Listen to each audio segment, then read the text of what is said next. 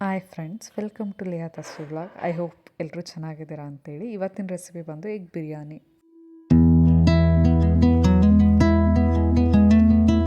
ಇಲ್ಲಿ ನಾನು 4 ಮೊಟ್ಟೆನ ಬಾಯ್ಲ್ಡ್ ಇಟ್ಟಿದ್ದೀನಿ. ಹಾಗೆ ಅದ್ರ ಜೊತೆಗೆ 1 ಗ್ಲಾಸ್ ಅಕ್ಕಿನ ತೊಳೆದು ಇಲ್ಲಿ ನೆನೆಸಿಟ್ಕೊತಾ ಇದ್ದೀನಿ. ಈಗ ಮಿಕ್ಸಿ ಜಾರ್ಗೆ ಮಸಾಲೆನ ರುಬ್ಕೊಳ್ಳೋದಕ್ಕೆ ಎಲ್ಲ ರೆಡಿ ಮಾಡ್ಕೊತಾ ಇದ್ದೀನಿ. 1 ಟೊಮೆಟೊ, 1 ಈರುಳ್ಳಿ, ಸ್ವಲ್ಪ ಶುಂಠಿ, 1 ಬೆಳ್ಳುಳ್ಳಿ. ನಾನಿಲ್ಲಿ ಕೆಂಪು ಮೆಣಸಿನ್ಕಾಯಿ ತೊಗೊಂಡಿದ್ದೀನಿ, 4ರಿಂದ 6 ಮೆಣಸಿನ್ಕಾಯಿ. ಆಮೇಲೆ ಇಲ್ಲಿ ಚಕ್ಕೆ ಲವಂಗ, ಮತ್ತು ಇಲ್ಲಿ ಕಾಯಿ ತುರಿ, ಮತ್ತು 1 ಹಿಡಿಯಷ್ಟು ಪುದೀನ ಕೊತ್ತಂಬರಿ ಸೊಪ್ಪು. ನಾನು ಫುಲ್ಲು ಸ್ಪೈಸಿಯಾಗಿರಲಿ ಅಂತ ಇವತ್ತು ರೆಡ್ ಕಲರ್ ಮಾಡ್ತಾಯಿದ್ದೀನಿ. ತುಂಬ ಟೇಸ್ಟಿಯಾಗಿರುತ್ತೆ, ನೀವು ಹಾಗೆ ಟ್ರೈ ಮಾಡಿ. ವಾಟರ್ ಆ್ಯಡ್ ಮಾಡ್ಕೊತಾ ಇದ್ದೀನಿ. ನೆಕ್ಸ್ಟ್ ನಾನಿಲ್ಲಿ ಕರ್ಡ್ 1/2 ಕಪ್ ತೊಗೊಂಡು ನಾನಿಲ್ಲಿ ಎಲ್ಲ 1 ಟೇಬಲ್ ಸ್ಪೂನಷ್ಟು ತೊಗೊಂಡಿದ್ದೀನಿ. ಈಗ first garam masala, red chilli powder, ಧನಿಯಾ ಪೌಡರು ಮತ್ತು ಸ್ವಲ್ಪ ಬಿರಿಯಾನಿ ಪೌಡರು, ಇದನ್ನಿಷ್ಟು ಹಾಕ್ಕೊಂಡು ಕರ್ಡ್ ಜೊತೆ ಚೆನ್ನಾಗಿ ಮಿಕ್ಸ್ಚರ್ನ ಮಾಡಿ ಎತ್ತಿಟ್ಕೊತಾ ಇದ್ದೀನಿ. ನೀವು ಅಷ್ಟೇ ಈಗ ಒಂದು ಸಲ ಟ್ರೈ ಮಾಡಿ ಈ ಮೆಥಡಲ್ಲಿ, ತುಂಬ ಚೆನ್ನಾಗಿರುತ್ತೆ. ನಾನಿಲ್ಲಿ ನೆಕ್ಸ್ಟು ಮೊಟ್ಟೆ ಆಲ್ರೆಡಿ ಬೆಂದಿದೆ, ಸೊ ಅದನ್ನೆಲ್ಲ ಕ್ಲೀನ್ ಮಾಡಿಕೊಂಡು ಈ ಥರ ಓಲ್ ಮಾಡ್ಕೊತಾ ಇದ್ದೀನಿ ನಾನು. ನೀವು ಬೇಕಾದರೆ ಚಾಕುಲಾದರೂ ಕಟ್ ಮಾಡ್ಕೋಬೋದು. ನಾನು ಹೀಗೆ ಓಲ್ ಮಾಡ್ಕೊತಾ ಇದ್ದೀನಿ, ಅಲ್ಲಿ ಕಾಣಿಸ್ತಿದೆಯಲ್ಲ ಆ ಥರ, ಸ್ಪೈಸಸ್ ಇಡೀಲಿ ಅಂತ.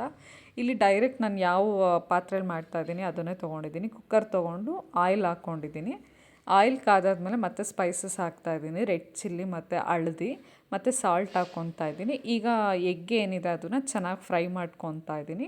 ನೀವು ಇದೇ ಥರ ಫ್ರೈ ಮಾಡ್ಕೊಳ್ಳಿ. ಏನಪ್ಪ ಫ್ರೈ ಮಾಡಿಕೊಂಡ್ರೆ ಅಂತ ಅಂದರೆ ಉಪ್ಪು ಖಾರ ಎಲ್ಲನೂ ಹಿಡಿಯತ್ತೆ, ಮತ್ತು ಯಾವುದು ಮಸಾಲೆ ಒಳಗಡೆ ಮಿಕ್ಸ್ ಆಗೋಲ್ಲ. ಮೊಟ್ಟೆ ಒಡೆದೋಗೋದಾಗಲಿ, ರೈಸ್ ಒಳಗಡೆ ಮಿಕ್ಸ್ ಆಗೋಲ್ಲ ನಾವು ಎಷ್ಟೇ ಬಾಯ್ಲ್ಡ್ ಮಾಡಿದ್ರೂ.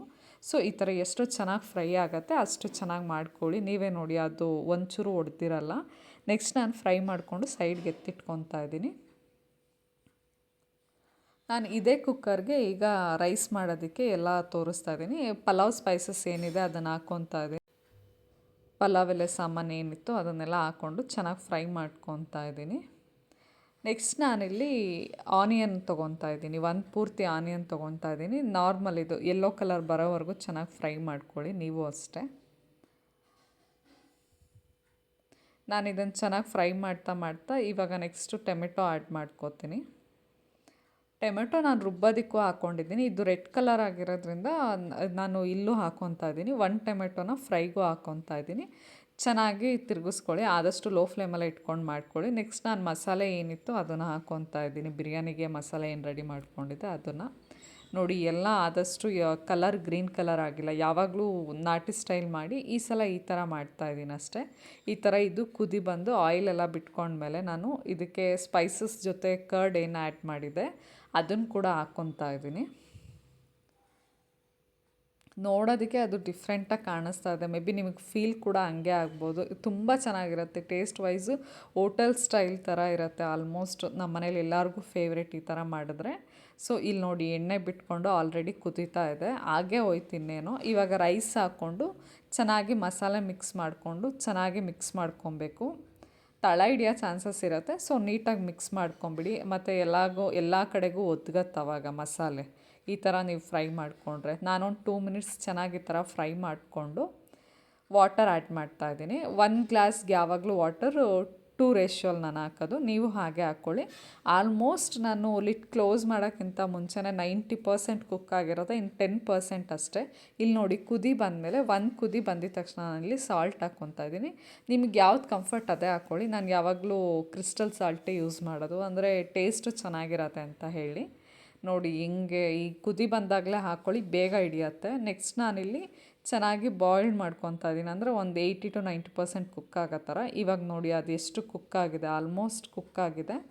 ನಾನೀಗ ಎಗ್ನ ಆ್ಯಡ್ ಮಾಡ್ತಾಯಿದ್ದೀನಿ ಬೇರೆ ಬೇರೆ ಕಡೆಗೆ.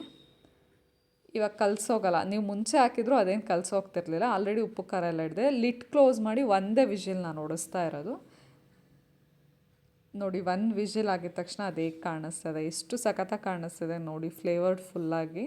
ನಾನೇನು ಇನ್ನೂ ಮಿಕ್ಸ್ ಮಾಡಿಲ್ಲ. ಮಿಕ್ಸ್ ಮಾಡಿದ್ಮೇಲೆ ಈ ಥರ ಕಾಣಿಸ್ತಾ ಇದೆ. ತುಂಬ ಚೆನ್ನಾಗಿರುತ್ತೆ ಸ್ಪೈಸಿಯಾಗಿ.